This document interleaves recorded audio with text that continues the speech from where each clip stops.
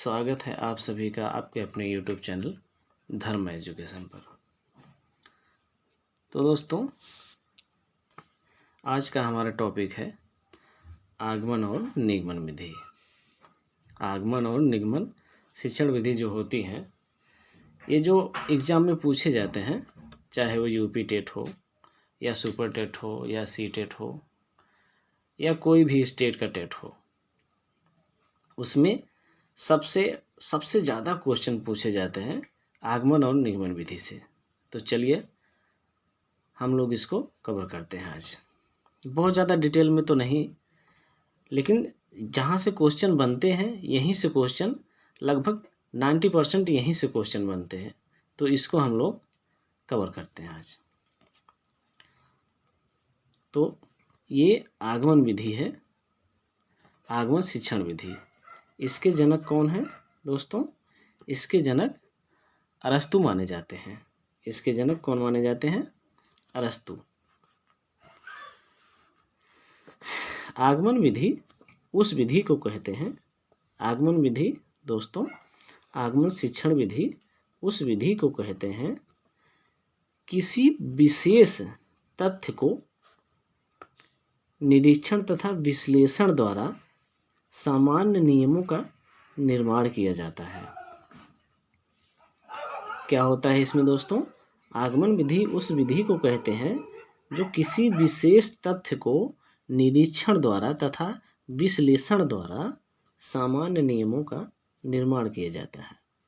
यानी इस विधि का प्रयोग करते समय शिक्षक बालकों के सामने पहले उन्हीं के अनुभव क्षेत्रों से विभिन्न उदाहरण देकर सामान्य नियम या जानकारी निकलवाता है। जैसे दोस्तों, अगर बच्चे को बाघ ये प्रकरण में है, तो जब ये बाघ प्रकरण में है तो इसको पढ़ाते समय, इस विधि का प्रयोग करते समय शिक्षक उनके सामने क्या करता है, बालकों के सामने क्या करता है, उनके अनुभव क्षेत्रों से विभिन्न उदाहरण देकर। ध्यान दीजिएगा दोस्तों, बच्चे के अनुभव क्षेत्रों से अगर हमको बाघ पढ़ाना है, बाघ हमारा प्रकरण है दोस्तों, तो उसको हमको बच्चे के अनुभव क्षेत्र से हमको कुछ न कुछ एग्जाम्पल देने होंगे। जैसे कि उसका अनुभव क्षेत्र बिल्ली जो है, उसके अनुभव क्षेत्र में बहुत वो देखता होगा, बिल्ली वो बच्चा देखा होगा, तो इसलिए बिल्ली और बाघ में समानताएं होती हैं। जो कि अगर हमारा प्रकरण बाघ है तो उसको हम जो है बिल्ली का एग्जाम्पल देकर उससे सामान्य नियम या जानकारी निकलवाता है जो अध्यापक होता है। ठीक है, यानी अगर हमको बाघ प्रकरण पढ़ाना है तो हमको क्या करना पड़ेगा, बिल्ली का एग्जाम्पल देगा जो कि उसके अनुभव क्षेत्र से संबंधित है। यानी सामान्य जानकारी उसी से हम लोग निकलवाते हैं। तो इसका संबंध जो है आगमन विधि से होता है। इस विधि में क्या होता है दोस्तों? यह विधि उदाहरण से नियम की ओर होती है। यह विधि उदाहरण से नियम की ओर होती है। और दूसरा है मूर्त से अमूर्त की ओर, प्रत्यक्ष से अप्रत्यक्ष की ओर, ज्ञात से अज्ञात की ओर, विशिष्ट से सामान्य की ओर। ठीक है, यह विधि कैसी होती है? उदाहरण से नियम की ओर, उदाहरण से नियम की ओर। जैसे हम लोग पहले क्या करते हैं कि जैसे मान लीजिए गुरुत्वाकर्षण है प्रकरण, ठीक है, तो जैसे टीचर क्या करेगा कि पहले पेन को उछालेगा, पहले क्या करेगा, पेन को हवा में उछालेगा, तो उछालने के बाद पेन क्या होगी, नीचे की तरफ गिरने लगेगी। तो जब नीचे की तरफ गिरने लगेगी तो ये क्या हो गया, उदाहरण हो गया। ठीक है, तो जब ये उदाहरण हो जाएगा तो उसके बाद क्या बताएगा टीचर कि अब उदाहरण ये हुआ कि हम पेन हवा में उछाले और वो क्या हुआ, नीचे की तरफ गिरने लगा। ये तो हो गया एग्जाम्पल यानी उदाहरण। उसके बाद क्या हुआ, वो नियम बताएगा कि अगर कोई भी चीज़ या कोई भी वस्तु हम हवा में उछालते हैं तो वो नीचे की तरफ गिरने लगती है। तो अब क्यों गिरती है? क्योंकि जो है पृथ्वी में क्या है, गुरुत्वाकर्षण बल है। इस वजह से नियम यह कहता है कि अगर कोई भी वस्तु हम हवा में उछालें तो वो नीचे की तरफ आकर्षित होती। इसीलिए जो है इसका हो जाएगा उदाहरण से नियम की ओर। दूसरा देखते हैं, मूर्त से अमूर्त की ओर। भैया अगर कोई पेन उछालेगा तो वो क्या होगा? वो तो मूर्त ही होगा ना, वो तो बच्चा देख ही रहा होगा ना। तो और पेन उछालेगा, पेन उछाल के वो जो मूर्त है, पेन उछालेगा वो मूर्त है। पेन उछालने के बाद वो किससे जोड़ेगा उसका ज्ञान? अमूर्त से जोड़ेगा। अब वो पेन उछाल रहा है, वो तो मूर्त है, वो तो दिख रहा है कि हाँ पेन जो है नीचे की तरफ गिर रही है, और उससे उसका कनेक्शन बनाएगा अमूर्त से कि हाँ अगर पेन जो है ऊपर के बजाय नीचे जा रही है, नीचे की तरफ गिरने लगी, या पेन या कोई भी वस्तु है वो नीचे की तरफ गिरने लगी, तो वो तो ये जान गया कि अरे ये तो गिर रही है। लेकिन उससे संबंध बना के ये बताएगा कि जो है इसी को हम गुरुत्वाकर्षण बल कहते हैं। तो हो गया ना अमूर्त। जो बच्चा देख रहा है पेन को गिरते हुए वो तो मूर्त हो गया। अब इससे संबंध बना के ये सोचेगा, ये बताएगा कि इसी को गुरुत्वाकर्षण बल कहते हैं। तो वो तो हो गया अमूर्त। तो इसीलिए इसको क्या कहते हैं? मूर्त से अमूर्त की ओर। सेम टू सेम ऐसे भी ये भी है, प्रत्यक्ष से अप्रत्यक्ष की ओर, प्रत्यक्ष से अप्रत्यक्ष की ओर, ज्ञात से अज्ञात की ओर। एक ही बात है, ज्ञात से अज्ञात की ओर। जैसे कोई भी चीज़ है, यही उदाहरण मान लीजिए आप, ज्ञात से ज्ञात है। ये पेन को उछाल रहे हैं, वो नीचे की तरफ गिर रही है, वो ज्ञात है। अब अज्ञात की ओर वो बढ़ेगा, तो एक ही बात है। विशिष्ट से सामान्य की ओर। क्या है दोस्तों? विशिष्ट से सामान्य की ओर। तो सामान्य का मतलब होता है कि सामान्य उसके बारे में बच्चे क्या जानकारी देते हैं वो सामान्य है। विशिष्ट तो ये है कि वो विशिष्ट है कि वो पेन हवा में उछाल रहा है और वो नीचे गिर रही है। टीचर जो है पेन हवा में उछाल रहा है, वो नीचे गिर रही है, तो विशिष्ट जानकारी है। लेकिन बच्चा जो है वो अपने जानकारी के अनुसार अपने शब्दों में वो कुछ बताएगा, तो वो हो गया सामान्य। तो इसी को बोलते हैं विशिष्ट से सामान्य की ओर। अब निगमन विधि क्या है? इसका ठीक उल्टा, आगमन का ठीक उल्टा कर दीजिए। जैसे यहाँ उदाहरण से नियम की ओर। अब इतना ही पूछता है कि हाँ आगमन विधि का उदाहरण है, ठीक है, या आगमन विधि होती है, तो इसी में से एक उठा के दे देगा और एक इसका उल्टा कर देगा। इसको बहुत ध्यान से आप लोग देखिए, एक इसका उल्टा कर देगा, हो जाएगा वो निगमन विधि, ठीक है। तो इसका ठीक उल्टा आगमन विधि, जितने उदाहरण आप देख रहे हैं, इसका उदाहरण से नियम की ओर, मूर्त से अमूर्त की ओर, प्रत्यक्ष से अप्रत्यक्ष की ओर, और इसका सबसे फेमस सबसे इम्पोर्टेंट ये है उदाहरण से नियम की ओर। सबसे फेमस पॉइंट यही है इसका, उदाहरण से नियम की ओर। अगर आपको मैं ट्रिक बताऊं तो ये आ है ना, ये ऊ है, तो इसका ये रिलेट कर लीजिए कि ये ऊ है, तो इसी से हो जाएगा आगमन, इसी से बन जाएगा आगमन। तो ये हो जाएगा आगमन विधि का पॉइंट, ठीक है। तो इसका ठीक उल्टा अगर यही बना दे, नियम से उदाहरण की ओर, अमूर्त से मूर्त की ओर, अप्रत्यक्ष से प्रत्यक्ष की ओर, अज्ञात से ज्ञात की ओर, सामान्य से विशिष्ट की ओर, तो ये क्या हो जाएगा? निगमन विधि। इसका ठीक उल्टा होता है। थोड़ा सा पॉइंट देख लेते हैं इसमें। निगमन विधि में ठीक आगमन का उल्टा होता है ये नियम से उदाहरण की ओर। नियम से उदाहरण, जैसे मान लीजिए ये इसको भी हम बता सकते हैं गुरुत्वाकर्षण।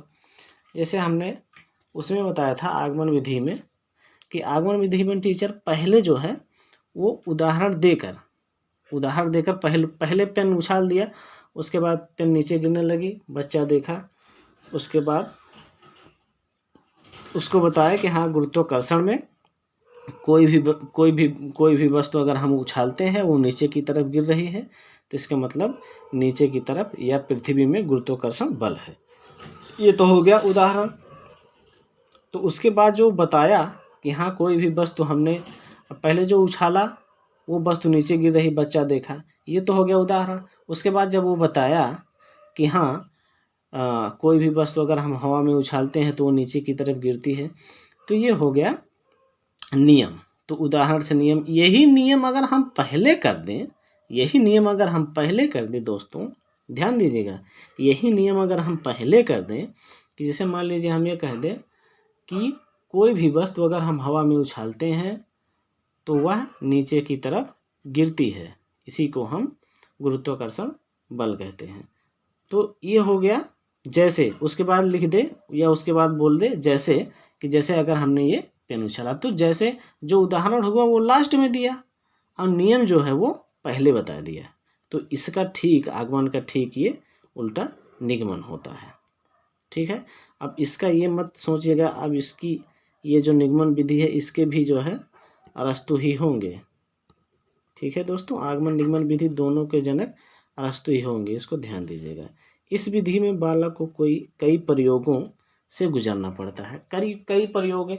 जैसे इसका मतलब हुआ कि अब गुरुत्वाकर्षण छोटा सा उदाहरण मैं आपको बताता हूँ, उसी में आप लोग समझ जाएंगे। जैसे गुरुत्वाकर्षण है तो वो नियम पहले बता दिया कि अगर ऐसे ऐसे करेंगे, हम हवा में उछालेंगे कोई भी वस्तु को तो नीचे की तरफ गिरेगी। तो बच्चा तो उछाल के देखेगा ना, बच्चा तो उछाल के देखेगा। ठीक है, तो जब बच्चा उछाल के कोई भी वस्तु देखेगा तो वो नीचे की तरफ गिर रही है। या कोई भी चीज़, अगर मान लीजिए ठोस द्रव गैस बच्चे को पढ़ाना है, बच्चे को बता दिया गया, तो बच्चा जब तक उस चीज़ को, बर्फ़ के टुकड़े को तीनों अवस्था में बदलेगा, प्रयोग करेगा, सारी चीज़ करेगा, तभी ना उसको पता चलेगा ना। तो इस विधि में क्या होगा कि बालक को कई प्रयोगों से, इसका ठीक उदाहरण जैसे इस हिसाब से क्वेश्चन पूछता है कि विज्ञान जो होता है वह किस विधि से संबंधित होता है, तो वह होता है निगमन विधि से, क्योंकि विज्ञान में क्या होता है वो प्रयोग से संबंधित होता है। तो चलिए इसके हम कुछ क्वेश्चन कर लेते हैं। तो दोस्तों पहला क्वेश्चन है, आगमन विधि संबंधित है, आगमन विधि संबंधित है। ऑप्शन है सामान्य से विशिष्ट की ओर, ज्ञात से अज्ञात की ओर, प्रत्यक्ष से अप्रत्यक्ष की ओर, या बी सी दोनों। तो जैसा आप लोग अगर ध्यान दिए होंगे तो उसमें रहा होगा पॉइंट में, आगमन विधि में क्या था, ज्ञात से अज्ञात की ओर। पेन उछाला गया हवा में, वो चीज़ बच्चे को ज्ञात है, गुरुत्वाकर्षण बल ज्ञात नहीं है, अज्ञात है। तो यानी ज्ञात से ज्ञात अज्ञात की तरफ, ये भी सही है। और प्रत्यक्ष है, वो चीज़ जिसने जो बच्चे ने देखा वो प्रत्यक्ष था, उसके बाद अप्रत्यक्ष की ओर, तो इसका मतलब हो गया प्रत्यक्ष से अप्रत्यक्ष की ओर, ये भी पॉइंट था उसमें। सामान्य से विशिष्ट नहीं, विशिष्ट से सामान्य की तरफ, तो इसका हो जाएगा बी सी दोनों। तो इसका उत्तर हो जाएगा बी सी दोनों। ठीक है, तो नेक्स्ट क्वेश्चन देखते हैं। दोस्तों मैं पेज में लिखा हूँ, तो जैसा कि आप लोग समझ सकते हैं दोस्तों कि अभी टेक्निकल मजबूती उतनी है नहीं हमारी, तो आप लोग थोड़ा सा कोऑपरेट कीजिएगा, आप लोगों से रिक्वेस्ट है। तो चलिए देखते हैं दूसरा क्वेश्चन, निम्न में से कौन से आगमन विधि का उदाहरण नहीं है, या कौन सा, मान लीजिए कौन सा आगमन विधि का उदाहरण नहीं है। तो इसका क्या होगा दोस्तों, मूर्त से अमूर्त की ओर, ये तो श्योर है। और विशिष्ट से सामान्य की ओर, ये भी सही है, आप लोगों ने देखा था। सरल से जटिल की ओर, ये भी देखा था आप लोगों ने। नियम से उदाहरण की ओर, ये गलत था, ये नहीं था, आगमन विधि का उदाहरण ये नहीं है। तो आपका उत्तर सही हो जाएगा डी। यही जो है ये क्या है, निगमन विधि का उदाहरण है। तो चलिए देखते हैं तीसरा क्वेश्चन। प्रत्यक्ष प्रत्यक्ष से प्रमाण की ओर विधि किससे संबंधित है? यानी प्रत्यक्ष प्रत्यक्ष जो बच्चा देख रहा था, जो बच्चा देख रहा था वो प्रत्यक्ष प्रत्यक्ष से प्रमाण कहे या प्रत्यक्ष से अप्रत्यक्ष कहे, मूर्त से अमूर्त कहे, सब एक ही बात है सर। तो ये जो है प्रत्यक्ष से प्रमाण की ओर विधि किससे संबंधित है? तो ये हो जाएगा आगमन विधि। ठीक, उसके बाद चौथा क्वेश्चन देखते हैं। आगमन विधि का प्रमुख गुण क्या है? ऑप्शन देखिए, सामान्य से विशिष्ट, अमूर्त से मूर्त, ज्ञात से अज्ञात। इनमें से बस यहीं तक आपको जाना था। तो ये हो जाएगा ज्ञात से अज्ञात की ओर। नेक्स्ट क्वेश्चन देखते हैं। क्वेश्चन नंबर 5 है, कौन सी विधि प्रायोगिक विधि मानी जाती है? आप लोग ध्यान दिए होंगे, कौन सी विधि प्रायोगिक विधि। प्रायोगिक विधि मतलब जिसमें बच्चा प्रयोग करता है, खुद से सीखता है, सक्रियता, बच्चे की सक्रियता ज़्यादा रहती है, तो वो क्या हो जाएगा, निगमन विधि। दोस्तों, जैसा कि विज्ञान शिक्षण में हमने बताया कि विज्ञान शिक्षण के लिए सबसे उपयोगी विधि मानी जाती है निगमन विधि। ठीक है, तो उसी को बोलते हैं प्रयोगात्मक विधि या प्रायोगिक विधि मानी जाती है निगमन विधि। कौन सी विधि, अगला क्वेश्चन है, कौन सी विधि अधिक प्रभावशाली? अब आप लोग खुद बताइए, इसमें से कौन सी विधि प्रभावशाली होगी? ठीक है, इनमें से कौन सी विधि अधिक प्रभावशाली होगी? निगमन विधि, आगमन विधि, इनमें से कोई नहीं, ए और बी दोनों। तो इसका क्या हो जाएगा, ए, निगमन विधि। निगमन विधि अधिक प्रभावशाली क्यों होगी? कि बच्चा खुद से करके सीख रहा है, बच्चा खुद से करके सीख रहा है, तो इसीलिए जो है ये अधिक प्रभावशाली है। तो क्वेश्चन नंबर 7वां देखेंगे। निगमन विधि के जनक, माफ कीजिए यहाँ 2 बार हमने लिख दिया है। तो निगमन विधि के जनक कौन है? कोहलर, महात्मा गांधी, रूसो, या इनमें से कोई नहीं? तो इसका ऑप्शन कौन हो जाएगा? आप लोग कमेंट में बताइए, मैं नहीं बताऊंगा, इसका कमेंट में बताइएगा। ठीक है, इसका उत्तर कमेंट में आप लोग दीजिएगा क्वेश्चन नंबर 7 का। क्वेश्चन नंबर 8 देखते हैं। आगमन निगमन विधि के जनक माने जाते हैं। आगमन निगमन विधि के जनक माने जाते हैं। ठीक है, चाहे आप आगमन विधि कह लीजिए, चाहे निगमन विधि कह लीजिए। ठीक है, अरे ये तो क्वेश्चन,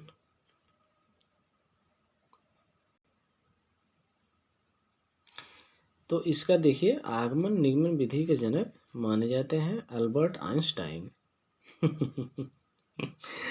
ये मैं बनाया हूँ दोस्तों, ऑप्शन बनाया हूँ अपने तरफ से। Albert Einstein, Albert Bandura, Jean पियाजे। इसमें से आप लोग बताइए, आगमन और निगमन विधि के जनक माने जाते हैं तो अरस्तु। चाहे वह आगमन विधि हो दोस्तों, चाहे वह निगमन विधि हो, आगमन निगमन दोनों विधि के जनक यही हैं, अरस्तु जी। तो चलिए हम नेक्स्ट क्वेश्चन देखते हैं। क्वेश्चन नंबर 9 है, निम्न में से निगमन विधि का उदाहरण है। निम्न में से निगमन विधि का उदाहरण है। अज्ञात से ज्ञात की ओर, सामान्य से विशिष्ट की ओर, अमूर्त से मूर्त की ओर, इनमें से सभी। तो भैया जैसे आप लोग जानते हैं, निम्न में से निगमन विधि है ना, निगमन विधि है तो आगमन विधि का ठीक उल्टा, ज्ञात से अज्ञात की ओर था, आगमन विधि निगमन विधि हो जाएगा ज्ञात से ज्ञात की ओर। विशिष्ट से सामान्य था आगमन में, निगमन में हो जाएगा सामान्य से विशिष्ट। मूर्त से अमूर्त आगमन में, अमूर्त से मूर्त हो जाएगा निगमन में। इसका मतलब ये होगा सभी, इनमें से सभी। तो चलिए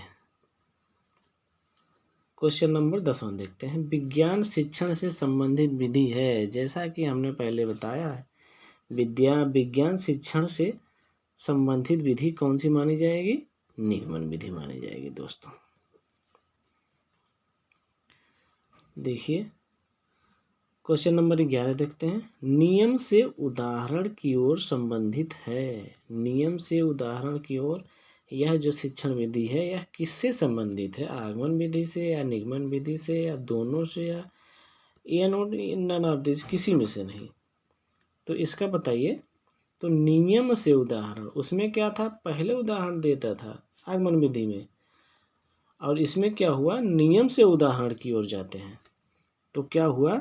ये हो जाएगा निगमन विधि। ठीक है दोस्तों। तो चलिए लास्ट क्वेश्चन देखते हैं। ये हुआ गणित शिक्षण की विधि मानी जाती है। गणित शिक्षण की विधि मानी जाती है, तो इसका क्या है? आगमन विधि या निगमन विधि या दोनों या इनमें से कोई नहीं। तो गणित शिक्षण की, जैसा कि विज्ञान शिक्षण और गणित शिक्षण दोनों एक ही बात है, तो इसका हो जाएगा निगमन विधि। गणित शिक्षण और विज्ञान शिक्षण ये जो है निगमन विधि में आते हैं।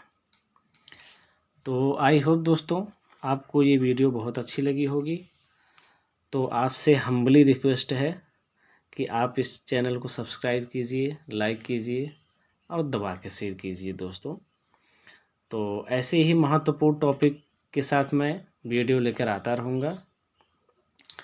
तो इसी के साथ बहुत बहुत धन्यवाद। आपका दिन शुभ हो।